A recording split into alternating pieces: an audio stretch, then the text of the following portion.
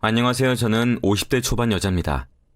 30년 가까이 결혼 생활을 하고 얼마 전에 저는 자식들의 권유로 이혼을 했습니다. 얼마나 답답했으면 아들, 딸이 먼저 이혼을 하라고 한 건지 지금 돌이켜 생각해보면 왜 참고 살았는지 이해가 안 가더라고요. 자식들을 위해서 참고 살았다 생각했었는데 딸 이야기를 들어보면 마냥 이혼을 참고 있는 게 자식들을 위한 길도 아닌 것 같아요. 처음 남편을 만났을 때에는 참 사람이 선하다는 생각을 했었습니다. 어리숙한 모습도 있었지만 똑부러지는 모습도 있었어요. 집에서 장남이라 그런지 누군가를 챙기거나 공적인 일을 처리할 때는 똑부러지다가도 누군가와 연애를 하는 건 제가 처음이라서 그런지 뻣뻣하게 굳어버리더라고요. 17 먹은 애도 아니고 20이 훌쩍 넘은 나이였는데도 여자 경험이 없어서 어리숙해 보이는 모습이 꽤 귀여웠습니다. 영화 보고 저희 어디 갈까요? 그러게요. 밥 먹으러 갈까요? 저희 방금 밥 먹고 왔잖아요. 아직 배고프세요? 그랬나요? 그러게요. 배가 부르네요. 남편은 얼마나 긴장을 했는지 사귄 지 반년이 넘어가도록 저와 손만 잡아도 얼굴이 빨갛게 타올랐습니다. 그만큼 저를 좋아하는 사람인 것 같아서 내심 저도 기분이 좋았었죠. 그렇게 남편과 1년을 넘게 만나다가 결혼 이야기를 할 때쯤 새로운 사실을 알게 되었습니다. 남편이 장남에다 동생이 있는 건 알고 있었지만 동생이 셋이나 있는 줄은 몰랐었거든요. 알고 보니 어머님 혼자 장사를 하시면서 네 남매를 키워오셨더라고요. 남편은 동생을 돌봐오는 게 습관이었고요.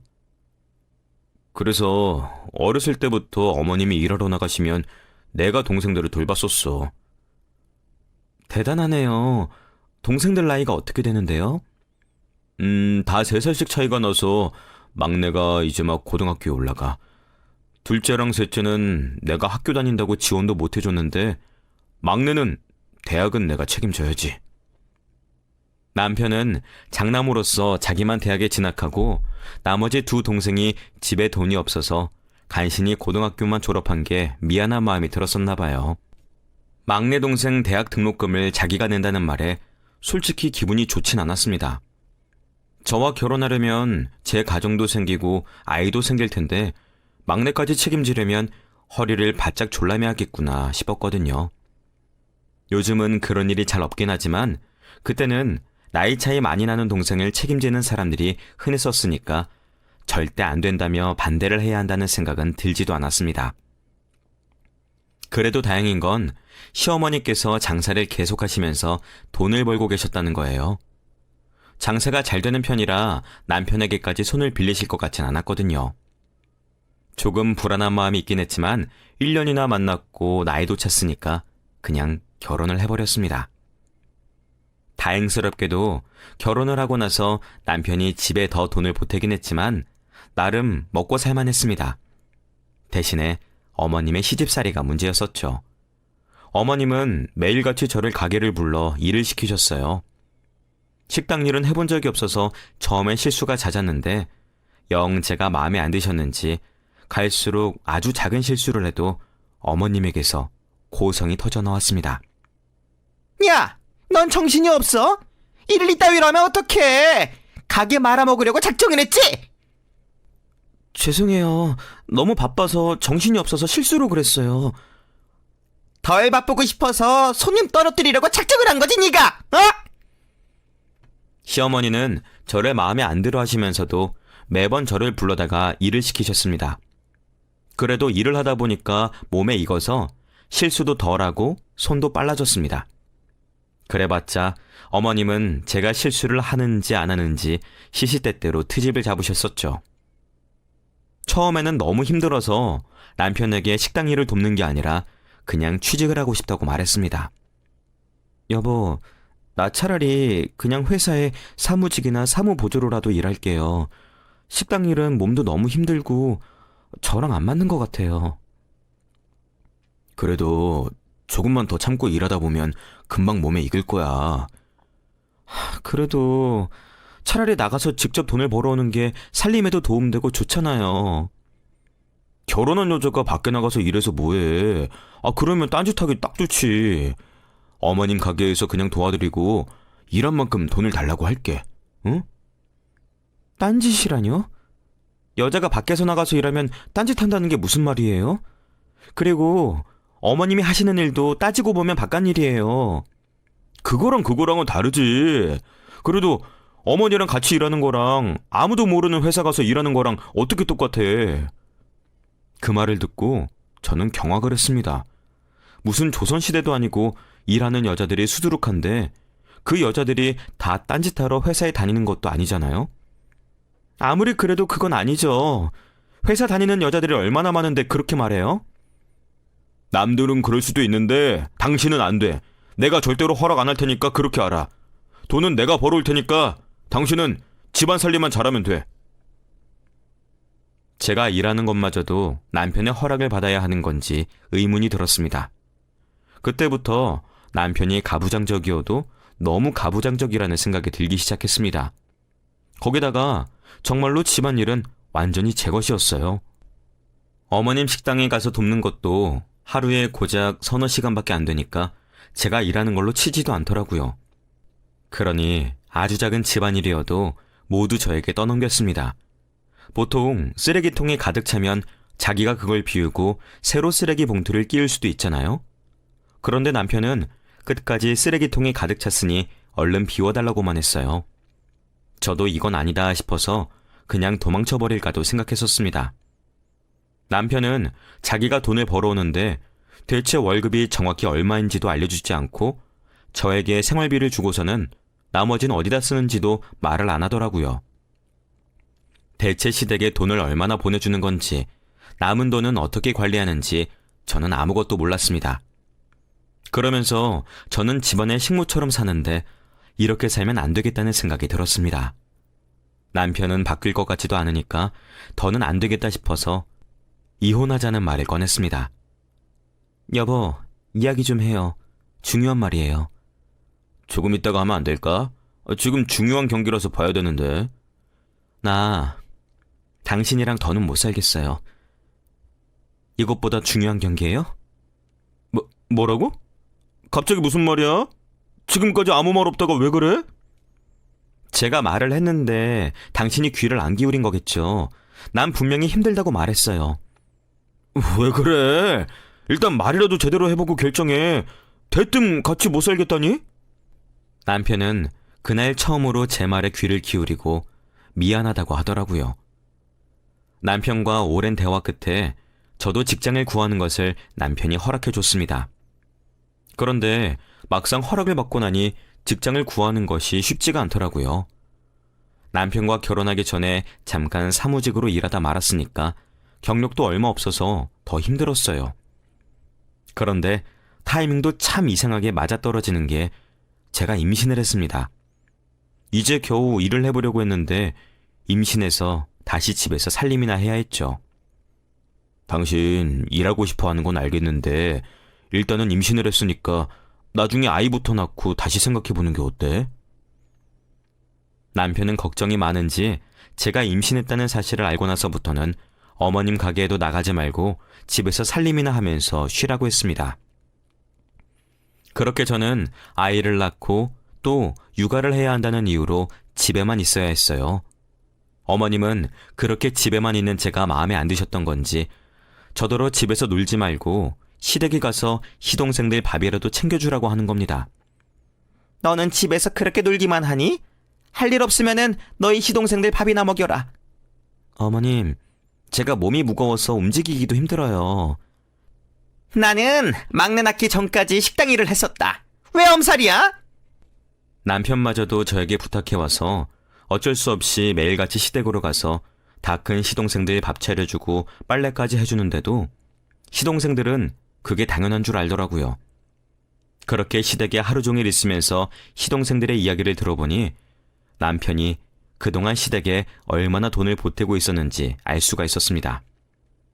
알고 보니 어머님에게 보태는 돈 따로, 둘째와 셋째에게 대학 때 신세를 졌다며 용돈을 또 주고, 막내는 친구들이랑 편하게 놀라면서 또 따로 용돈을 주고 있더라고요.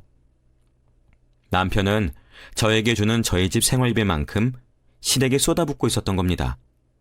그동안 없는 생활비를 쪼개가며 적금도 넣고 빠듯하게 살림을 해왔었는데 이만큼이나 시댁에 보내고 있었다는 걸 알고 나니 배신감이 물밀듯 밀려왔습니다. 그런 와중에 기껏 빨래며 청소도 다 해주고 나면 자기 물건을 어디다 치웠느냐며 왜 마음대로 치우냐, 반찬 투정은 또 어찌나 심한지 자기들은 손 하나 까딱 안 하면서 저를 몰아세우기 바빴습니다. 언니, 이 옷 어떻게 빨았어요? 목 다 늘어났잖아요. 몇 번 안 입었는데 옷감 물어내요. 안 그래도 입을 옷이 없는데 언니 때문에 얼마 없는 옷도 다 망가졌잖아요. 거기다 둘째인 신우이는 대학도 안 가고 바로 직장 생활을 해서 돈을 벌어오니까 사회생활을 안 하는 저를 무시하더라고요. 누구나 할 수 있는 일을 하면서 엄청나게 으스댔습니다. 남편은 제 마음을 아는지 모르는지 둘째 신우이가 더 일찍 돈을 벌면서 대학 생활하는 동안 신세를 졌다면서 그렇게 칭찬을 해대더라고요. 제 눈에는 그냥 악독한 신우이일 뿐이지만 굳이 남편에게 한탄해봤자 남편이 신우이만 싸고 돌 게 뻔해서 그냥 아무 말 않고 신우이 칭찬을 한 귀로 듣고 한 귀로 흘렸습니다. 그래도 첫째 딸이 태어나고 그 후로는 아이를 돌본다는 핑계로 거리를 둘 수가 있었어요. 남편은 여전히 시댁에서 돈을 보냈었지만 그래도 집에 모자람 없이 돈을 주니까 제가 할 말은 없었습니다. 아이를 낳고 돈이 더 필요하다고 했었는데 때마침 월급이 올라서 생활비도 엄청 올려줬었거든요. 하지만 문제는 20년이 지나 어머님이 돌아가시면서 시작됐습니다. 그동안 시동생들은 먹고 놀기 바빴지 제대로 된 직장은 구하지 않고 놀았었어요. 1년을 일하면 반년을 쉬었으니 모아둔 돈이 있을 리도 없었고요. 그나마 둘째와 막내 신우이는 시집가서 남편이 돈을 벌어오기라도 하지 셋째 시동생은 이혼하고 시어머니 집에서 얹혀 살면서 술이나 마시고 인생을 버리고 있었습니다. 같이 살면서도 시어머니 등골이나 빼먹을 생각을 하지 돌봐드려야 된다는 생각은 없었나 봐요. 매일같이 술에 취해 있으니 어머님이 돌아가신 줄도 모르고 한낮이 되어서야 겨우 정신을 차리고 어머님이 잠자리에서 그대로 돌아가셨다는 것을 알았다는 겁니다. 그렇게 어머님이 돌아가시고 본격적으로 남편의 착한 아들, 착한 장남 행세가 시작됐습니다. 시동생들은 둘째, 셋째 할 것 없이 집에 돈이 떨어지면 매번 어머님한테 돈을 빌려갔더라고요. 어머님의 남은 재산을 확인해 보니 빚을 갚고 나면 고작 2천만 원이 조금 넘었습니다. 빚을 안 남기고 가신 게 다행이라고나 해야 할지 그 와중에 어머님은 제 목도 챙겨놓으셨습니다. 곧 자기의 생이 마감할 것을 예감이라도 하셨던 건지 유서를 써놓으셨는데 남편을 제외하고 나머지 시동생들은 살아생전에 유산을 다 받아갔으니 남은 재산 중에 500만 원은 저 주시고 나머지는 다 남편 몫이라고 적어놓으셨습니다. 거기에는 그래도 결혼하고 시동생들을 잘 챙겨줘서 고맙다는 말과 구박을 해서 미안하다는 말까지 적어놓으시고 홀가분하게 세상을 뜨셨더라고요. 하지만 시동생들이 가만히 있을 리가 있나요? 왜 제가 그 유산을 받는 거냐며 남편에게 따졌습니다. 오빠, 이건 너무하잖아. 자식들은 우린데 왜 그걸 옳게 언니가 받아? 그래요. 형수도 양심이 있으면 그거 받으면 안 되는 거죠. 저도 아이를 키우면서 어머님에게 해야 할 도리는 다 했었어요. 어머님 생신이며 아버님 제사며 모두 제가 도맡아서 했었고 그 자리에 코빼기도 보이지 않았던 건 오히려 시동생들이었습니다. 언니가 말해봐요. 언니가 그 돈 받을 권리가 진짜로 있다고 생각하세요? 네, 있어요. 저 어머님한테 할 도리 다 했었고 제사상에 생신상도 제가 다 차려드렸잖아요. 그런데 저는 왜 쏙 빠져요? 어머님이 제대로 된 결정을 하신 거죠. 언니 그렇게 안 받는데 양심이 없어도 너무 없다. 아가씨들도 다 어머님한테 돈 미리 받아갔다면서요. 그런데 뭘 또 탐을 내요? 언니는 며느리고 우리는 자식이잖아요. 그런데 그걸 언니가 왜 받냐고요? 며느리여도 자식보다 어머님 더 잘 챙겨드렸어요. 얼른 나가세요. 남편은 중간에서 저희 집까지 찾아와서 돈을 내놓으라는 시동생들을 가만히 보고만 있더라고요. 결국엔 제가 나서서 시동생들을 내쫓고 남편에게 따졌습니다. 당신이 가운데서 중재를 해도 모자랄 지경에 이렇게 가만히 있으면 뭐가 해결돼? 그런 게 아니라, 이번에는 당신이 조금 양보를 해주면 안 될까? 어쨌든 자식이 먼저지. 당신은 내가 받은 거에서 좀 떼줄게. 양보? 당신도 시누이들이랑 똑같이 생각하는 거야? 내 몫이야. 왜 그걸 탐내? 어머님이 괜히 내 몫을 남기셨겠어? 내 돈이야. 절대 못 줘. 둘째랑 셋째는 나 대학 보낸다고 자기들은 대학도 못 가고 취업했던 애들이야. 얼마나 힘들게 살았겠어. 그런데 그걸 어떻게 모르는 척할 수가 있어. 당신 동생들 힘든 것만 보이고 우리 애들 힘든 건 안 보여? 애들 학원도 제대로 못 보내주고 대학 겨우 보내고 이젠 등록금도 간당간당할 지경이야. 어차피 당신 돈이 아니라 엄마 돈이었잖아. 당신이 아니라 자식들이 나눠 가지는 게 맞지. 어머님이 나한테 남겨주신 돈인데 어떻게 내 돈이 아니야? 당신이 한 번만 양보해. 애들이잖아. 왜 이렇게 야박하게 굴어? 남편은 동생들에게만 미안한지 제 말에도 계속 동생들에게 돈을 주자고만 하더라고요. 결국엔 말이 안 통해서 저도 짜증이 나서 그냥 가지라고 해버렸습니다. 그런데 그 돈을 줘봤자 그게 얼마나 가겠어요. 제 몫을 나눠줘봤자 한 사람당 얼마 되지도 않은 돈인데 결국 그 돈이 다 떨어져 버리니 이제 다시 남편에게 손을 벌리려고 하더라고요. 특히 셋째 시동생은 정도가 심했습니다. 다시 일을 구하려는 생각도 안 하고 그냥 아예 저희 집에 빈대 붙으려고 작정을 하더라고요. 영수님, 집에 남는 방 없어요? 잠깐만 신세 줄게요. 저도 금방 집 구해서 나갈 거예요. 술에 취해 자기 몸 하나 제대로 가누지 못하는 시동생을 데려왔을 때는 정말 정신이 아득해졌습니다.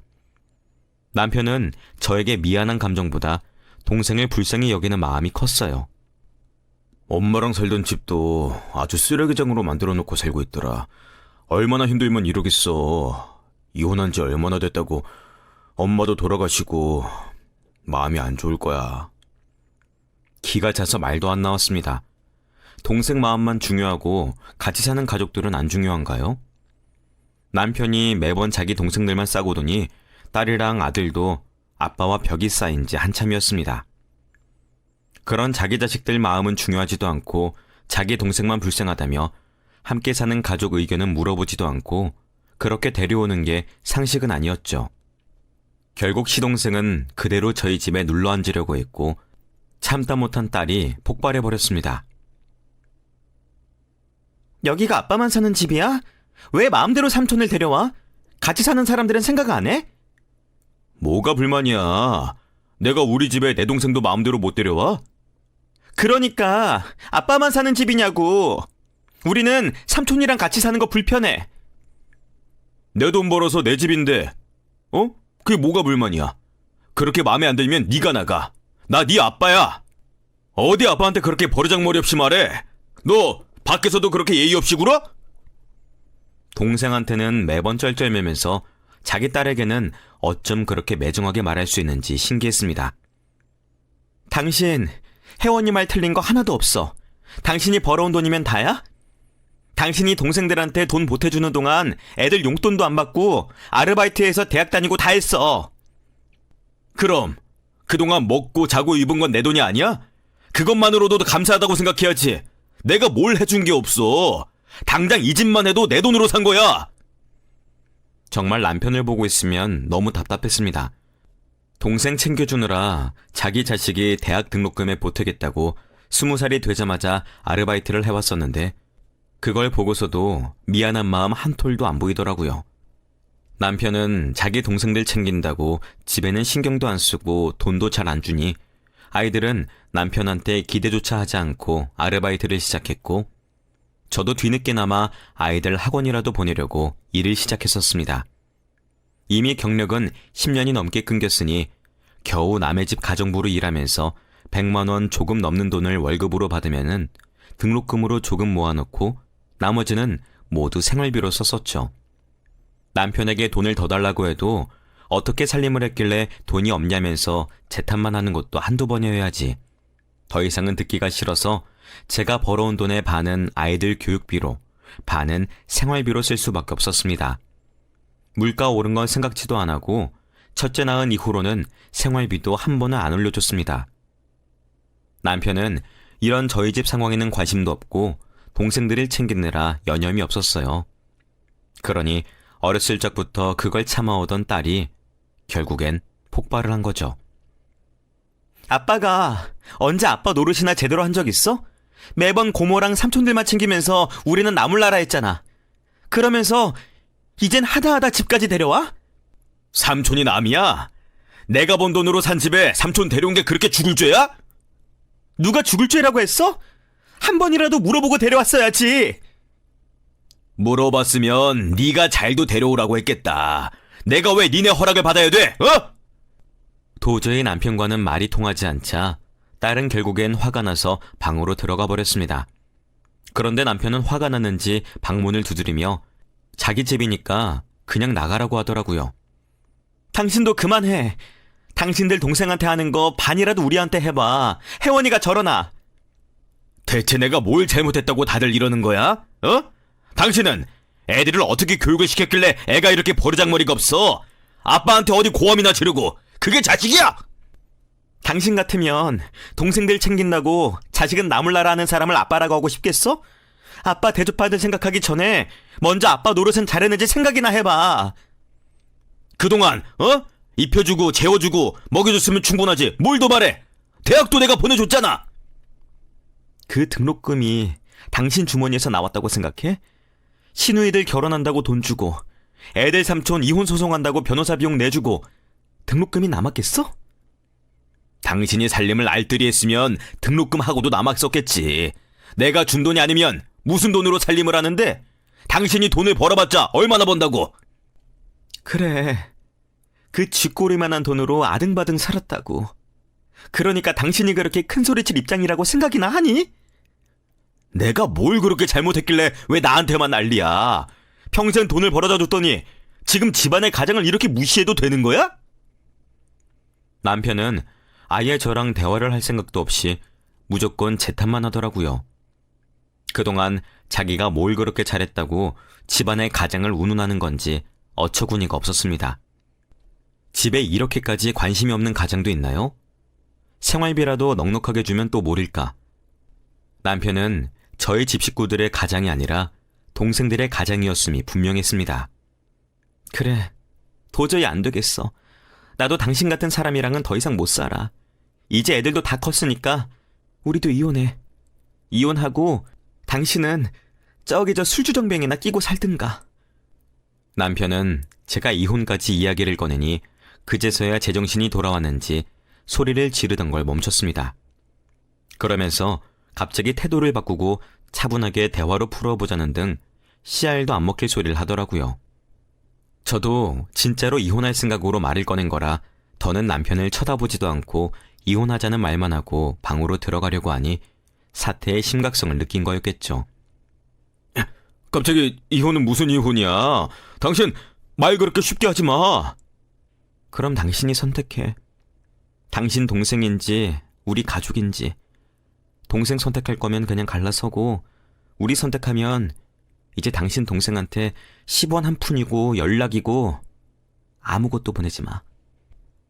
아무리 그래도 셋째는 아직 힘들어하는데 조금만 더 도와주고 취직도 다시 하면은. 아니, 언제 다시 취직할 줄 알고? 언제 다시 정신 차린다는데.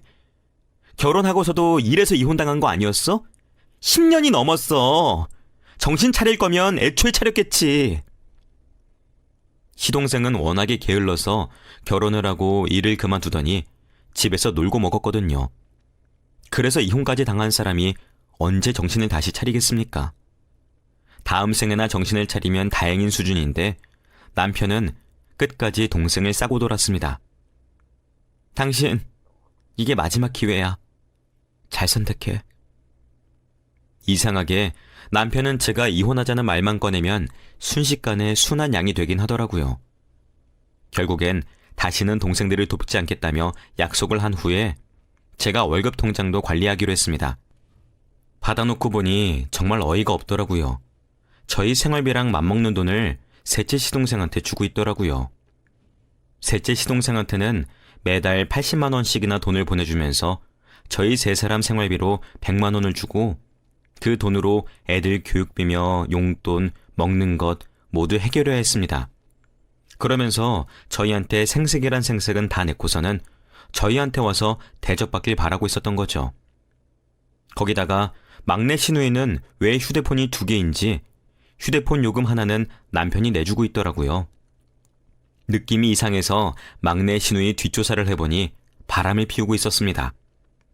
남편이 내주고 있었던 휴대폰 비용은 바람 피우는 용으로 쓰고 있었어요.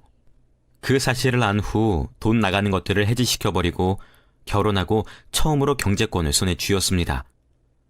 남편은 그 후로 한동안 저에게 찍소리도 못하고 조용히 지내더라고요. 그런데 그 평화로움도 고작 2개월짜리였습니다. 돈이 끊기니 그냥 득달같이 저희 집으로 찾아오더라고요. 가장 먼저 찾아온 건 셋째였습니다. 형수님, 형 이제 우리들 안 보고 살기로 작정했답니까? 왜요? 무슨 일이신데요? 아니, 자기만 믿으라면서 돈 보내준다고 해놓고 돈을 안 보내주면 어떡해요? 저는 어떻게 먹고 살라고요? 형이 돈 안 보내주면 저 굶어 죽어요. 얼마나 뻔뻔한지 미안하거나 부끄러워하는 기색도 하나 없이 돈을 요구했습니다. 멀쩡한 몸 가지고 뭐 하시게요? 일해서 돈 버세요. 그걸 왜 저희한테 와서 내놓으라고 해요? 남편은 현관에서 저와 셋째가 입씨름을 하고 있는 걸 발견하고 깜짝 놀라서 자기가 알아서 잘 이야기할 테니 저는 들어가 보라고 하더라고요. 급하게 시동생을 데리고 나가는 걸 보고 너무 의심스러워서 몰래 따라갔습니다. 그런데 남편이 시동생들이랑 연락을 끊은 게 아니더라고요. 조금만 기다리라고 했잖아. 왜 이렇게 성격이 급해? 형, 미안한데 나도 집에 먹을 게 없어서 어제부터 아무것도 못 먹었어. 형수님도 너무하신 거 아니야? 형이 벌어오는 돈을 왜 형 마음대로 못 쓰는데? 그래, 내가 미안해. 혜원이한테 한 번 더 말해볼 테니까 조금만 기다려봐. 그러니까 그동안 너도 혜원이한테 좀 잘 좀 해주지 그랬어. 내가 뭘 못 해줬다고 그래. 혜원이 어렸을 때 나도 잘 놀아줬었어. 내가 한 번 더 잘 이야기해볼 테니까 이렇게 직접 찾아오지 마.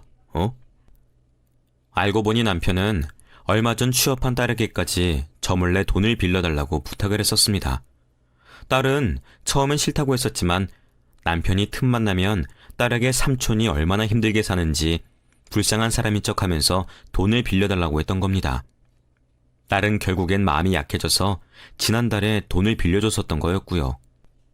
그런데 남편이 그러고 나서 또 돈을 빌리려고 하니 딸도 계속 돈을 빌려달라고 하겠구나 싶어서 이번엔 안 된다고 했답니다. 그러니 돈이 떨어진 시동생은 불이 나게 찾아온 거였고요. 그날 퇴근한 딸에게 조용히 물어보니 맞다고 하더라고요. 너 아빠한테 돈 빌려줬어? 어떻게 알았어? 얼마 전에 빌려갔어. 얼마나 빌려갔는데? 50만 원. 왜? 무슨 일 있었어? 그렇게 받은 것도 없으면서 그걸 왜 빌려줬는지. 딸은 엄마 팔자를 닮는다던데 제 딸도 저를 닮아 괜히 마음이 약해서 남편에게 돈을 빌려줬다는 소리에 한숨이 절로 나왔습니다. 딸에게 빌린 50만 원에 자기 용돈을 합해서 시동생한테 주는 정성의 반만이라도 저희 집에 쏟았으면 이렇게까지 사이가 틀어지지 않았을 텐데 남편이 그걸 알 리가 없었죠. 저는 다시는 돈 빌려주지 말라면서 딸에게 신신당부를 했습니다. 하지만 그러고 나니 얼마 지나지 않아 시동생들이 우르르 몰려오더라고요. 언니, 오빠가 벌어온 돈을 왜 언니가 관리해요? 맞아요. 오빠가 동생들한테 돈을 좀 쓸 수도 있는 거지. 동생들 돈 보태준다고 자식들 굶기는 꼴 이제 더는 못 봐요. 지금 다들 나이가 몇 살인데 오빠 형한테 용돈을 받아요? 형이 도와준다는데 왜 형수가 그러세요? 형수가 벌어온 돈도 아니면서. 도련님은 일이나 하고 말씀하세요. 지금 나이가 40이 넘은 지가 언젠데 대체 언제까지 놀기만 하실 거예요? 그러고 있으면 누가 먹여 살려준대요? 형이 도와준다고 했어요. 형수만 아니면 저희 남매 아무 문제 없거든요? 그러니까요. 그래서 우리 가족인지 동생인지 결정하라고 하니까 우리 가족을 골랐어요. 당신들한테 10원 한 푼 안 주는 조건으로 이혼도 안 했고요. 그렇게 언니 입맛대로 오빠를 주무르면 그게 얼마나 갈 것 같아요? 지금까지 오빠를 입맛대로 주무르신 건 아가씨죠. 휴대폰 요금은 뭔데 오빠가 내주고 있는데요? 남편은 몰라야 하는 폰인가 봐요. 그러자 전곡을 찔렸는지 막내 아가씨가 표정이 싹 굳어버리더라고요. 그런 거 아니에요. 제가 휴대폰이 2개든 3개든 언니가 상관할 일은 아니잖아요? 집안일만 하시는 분이 휴대폰이 왜 2개나 필요하신데요? 저희 남편 돈으로 요금을 내는데 제가 왜 상관하면 안 돼요? 아가씨 남편한테 다 말할게요. 지금까지 받아가신 돈 다 받아야 되겠어요. 여보, 그만해. 어린애들한테 너무 심하잖아. 심하기는 뭐가 심해. 당신 눈에나 어린애들이지 나이가 30 후반 40이야. 내 눈에는 그냥 징그러운 돈 먹는 벌레야. 여기 어린애가 어딨어? 당신 말 가려서 해. 애들 말도 따지고 보면 틀린 거 하나도 없잖아. 대체 어디가 틀린 말이 없어. 생각부터가 틀려먹었는데. 그리고 아가씨, 바람 피우는 거 맞죠? 그게 아니면 굳이 새로 핸드폰을 만들 이유가 없잖아요. 척 봐도 뒤에서 허튼 짓 하려고 남편에게 부탁해서 휴대폰을 새로 개통한 거였는데 남편은 그걸 다 알고 있으면서도 모르는 척을 해주면서 요금을 내주고 있었던 겁니다. 당신도 똑같아. 동생이 바람 피우는 걸 막지는 못할 망정 그걸 도와주는 게 제정신이야? 결혼하고 윤서방도 똑같이 바람 피웠다더라. 그래서 자기도 복수하고 싶다길래 도와준 것뿐이야. 당신은 잘 알지도 못하면서 함부로 말하지 마. 고작 그런 이유로 바람 피우는 걸 도와주는 게 정당화가 돼? 그만해요. 사람이 왜 이렇게 집요해요? 지금 그게 중요한 게 아니잖아요. 제가 집요해요? 지금 안 이러게 생겼어요. 아가씨는 또 뭐 하러 왔는데요? 아가씨도 뭐 오빠한테 돈 받아먹기로 한 게 있나 봐요. 저도 더 이상 눈에 뵈는 게 없어서 그냥 나오는 대로 말을 막 뱉었습니다. 당신들은 그만큼 나이 먹고 빈대 붙는 게 부끄럽지도 않아? 당신도 마찬가지야.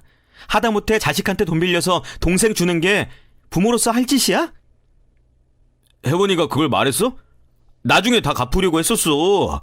그리고 지금까지 키워준 값이 얼만데 그 정도는 그냥 줄 수도 있는 거 아니야. 내가 대체 뭘 그렇게 잘못했는데? 남편은 정말 자기가 뭘 잘못했는지 하나도 모르고 있었어요. 결국 남편의 말에 방에 있던 딸이 튀어나와 남편에게 서류를 내밀었습니다. 그래, 아빠는 잘못한 거 하나도 없지. 그렇게 손해보는 장사를 왜 하고 있어? 이혼해. 이제 각자 갈라서면 되겠네. 아빠는 아빠가 번 돈으로 동생들 잘 먹여 살려봐. 딸도 어지간히 답답했는지 얼른 저보고 사인하라고 했습니다. 엄마도 얼른 사인해. 계속 이러고 같이 살 거야? 대체 뭐가 좋아서 같이 살아? 어디 부모 일에 네가 끼어들어. 네가 뭘 한다고 이혼하라 말아야. 아니, 자식이니까 부모 일에 끼어들 수 있는 거지. 그래, 네 말이 맞아. 얼른 줘, 사인할게. 내가 왜 지금까지 참고 살았는지 모르겠다. 그리고 바로 서류에 사인을 해서 남편의 얼굴에 던져버렸습니다. 남편은 상황 파악도 못하고 어안이 벙벙한 얼굴로 저를 보고 있었어요. 그래, 우애 좋은 형제들끼리 한번 잘 살아봐. 그렇게 뭐만 하면은 당신이 집에서 나가라고 했지? 이제 나가줄게. 다시는 보는 일 없도록 하자. 알겠어? 저는 바로 안방으로 들어가 제 짐을 캐리어에 한가득 싸고 딸과 집을 나왔습니다. 짐을 한가득 싸들고 나오긴 했는데 갈 곳이 없더라고요. 결국엔 딸과 근처 찜질방에 가는 것 말고는 선택지가 없었습니다. 그래도 마음만은 한결 홀가분하더라고요. 그동안 왜 이혼도 안 하고 버티고 있었던 거야. 나 같으면 진즉에 이혼했겠다. 네가 내 입장 대봐. 어디 이혼이 쉽나. 자식 다 키워놓으면 이혼해야지 생각했는데 대체 언제 너희들이 다 크나. 이 정도면 다 큰 건가 확신이 안 서서 이혼을 못했지. 엄마 딸이 다 큰 지가 언젠데 아직도 우물쭈물하고 있어. 어느새 딸이 훌쩍 자라서 저를 위로해주고 있더라고요. 둘째는 다른 지역에서 대학을 다니느라 뒤늦게 소식을 듣고 찾아와서는 잘했다며 후련해하는 모습을 보니 왜 그동안 참았나 싶었습니다. 쉽게 이혼 서류에 도장을 찍지 않을 것 같았던 남편은 생각보다 빨리 도장을 찍어줬습니다. 옆에서 동생들이 차라리 이혼하라면서 부추겼나 보더라고요. 그래도 남편에게 받은 위자료로 전세로 집을 구할 수가 있었습니다. 이혼한 후로 저도 딸과 둘이서 생활하는 게 익숙해질 무렵 남편이 찾아왔습니다. 여긴 어떻게 알고 찾아왔어? 무슨 이야기를 하려고? 여보, 내가 잘못했어. 내가 멍청했었어. 용서해줘. 갑자기 찾아와서 뭐 하자는 거야? 그것들이 내 이름 팔아먹고 잔뜩 빚지고 다녀서 지금 나 쫓기는 신세야. 알고 보니 저와 이혼하고 이제 자기들 입맛대로 남편 돈을 끌어다 쓸 수 있겠다는 생각에 시동생들은 좋아했는데 그동안 시동생들 뒷바라지하느라 모아놓은 돈도 없고 거기다 이혼하면서 위자료까지 줬으니 빨대를 꽂으려고 해도 꽂을 데가 없었던 거죠. 저랑 살 때는 그나마 보증이니 뭐니 시동생들에게 돈을 해줘도 눈치껏 해줬었는데 이혼하고 나니 시동생들은 빚 보증을 서달라며 남편에게 부탁을 했고 그걸 덜컥 들어준 겁니다. 어떻게 동생 일이라면 그렇게 사람이 멍청해질 수가 있는지 신기할 노릇이었어요. 그래서 지금 사람들한테 쫓기고 있다는 거야? 셋째가 사채업까지 내 이름을 대고 빌리는 바람에 숨어 다녀야 해. 이런 말 하는 거 정말 염치 없는 거 알지만 한 번만 도와줘. 그렇게 돈 이야기라면 기고만장해져서는 사람을 아래로 보더니 이렇게 비굴하게 나오는 모습을 보니 그동안 보잘것없는 사람과 살았구나 싶더라고요. 그때 내가 정말 왜 그랬을까? 응? 당신이 이번에 한 번만 용서해주면 내가 진짜 잘할게. 다시 한 번만 기회를 줘. 그동안 정말 많이 반성했어. 내가 그동안 줬었던 기회를 그렇게 날려먹을 땐 얹이고 이제 와서 이래? 당신한테 더 줄 기회 없어. 동생들만 그렇게 챙기다가 뒤통수 맞은 걸 왜 우리한테 와서까지 도와달래? 남편이 안타깝긴 했지만 딱 거기까지였습니다. 그냥 불쌍한 사연을 들었을 때 안타까워하고 마는 정도로요. 굳이 제가 나서서 도와주고 싶지 않았습니다. 동생들 챙긴다고 아이들이 커가면서 돈 들어갈 구석은 점점 늘어가는데 생활비랍시고 주는 돈도 그대로고 아무것도 못해준 제 자식들이 더 안타까웠죠. 다른 건 안 바랄게. 사채업자들한테 빌린 돈이라도 좀 빌려줘. 내가 어떻게든 갚을게. 남편은 정말로 다급한지 제 바짓가랑이를 붙잡으면서 애원을 하더라고요. 그래도 애들 아빠가 못 볼 꼴을 보는 건 찝찝할 것 같아서 그 돈만 해결해줬습니다. 딸은 그것도 해줄 필요가 없다면서 해주지 말라고 했지만 그래도 20년을 넘게 같이 살았는데 사채업자들에게 쫓기다가 큰일이라도 당할 것 같더라고요. 딸은 혹시나 또 돈 빌리러 오는 거 아니냐며 걱정을 했었지만 그런 걱정과는 반대로 남편은 찾아오기는커녕 간간히 걸려오던 전화도 뚝 끊겨버렸습니다. 제가 해줄 수 있는 건 다 해줬으니 알아서 잘 살겠거니 하고 잊어버리려고 했었습니다. 그리고 몇 년이 지나서 아들이 대학교를 졸업하고 저희 세 가족이 다 같이 강원도로 여행을 갔어요. 저희 셋이 다 같이 여행을 가는 건 처음이라 엄청 들떠있었는데 이상하게 서울역을 들어가는 길에 엎드려 있던 노숙자 한 명이 제 눈에 밟혔습니다. 평소에는 신경도 안 쓰고 지나쳤을 테지만 기분이 좋아서 지갑에 있는 10,000원짜리를 꺼내서 그 사람 앞에 있는 바구니에 담아줬어요. 그러자 가래가 잔뜩 낀 목소리로 감사하다고 말하면서 고개를 들면서 눈을 마주치는데 그 노숙자는 제 전남편이었습니다. 저는 깜짝 놀라서 얼굴을 다시 확인하려고 하는데 남편도 저를 알아본 건지 눈을 피하더라고요. 당신 맞지? 어쩌다 이렇게 된 거야? 남편은 고개를 떨구고 저와 눈을 마주치지 않으려고 안간 힘을 썼습니다. 그때 딸이 얼른 오라면서 저를 멀리서 불렀고 저는 딸의 부름에 어쩔 수 없이 돌아서야만 했었죠. 그리고 기차를 기다리는데 아무리 생각해도 마음이 불편하더라고요. 그러다 결국엔 ATM기에서 돈을 뽑아서 아까 그 자리로 달려갔습니다. 남편은 그 자리 그대로 엎드려 있더라고요. 이번엔 그 바구니에 10만 원을 넣어놓고 남편이 고개를 들기 전에 바로 돌아서서 걸었습니다. 앞으로 더 만날 일이 있을진 모르겠지만 그래도 극복하고 다시 잘 살았으면 좋겠습니다. 지금은 딸과 아들이 있어서 든든하게 잘 살고 있어요. 저를 이렇게까지 생각해 주는지도 모르고 그동안 저 혼자서만 모두 감당하려고 했던 자신이 너무 어리석게만 느껴지더라고요. 언제까지고 어린아이일 것만 같았던 아이들이 어느새 벌써 어른으로 자라 제 옆을 지켜주고 있습니다. 요즘은 정말 행복합니다. 여기까지가 제 사연이에요. 지금까지 들어주셔서 감사드립니다.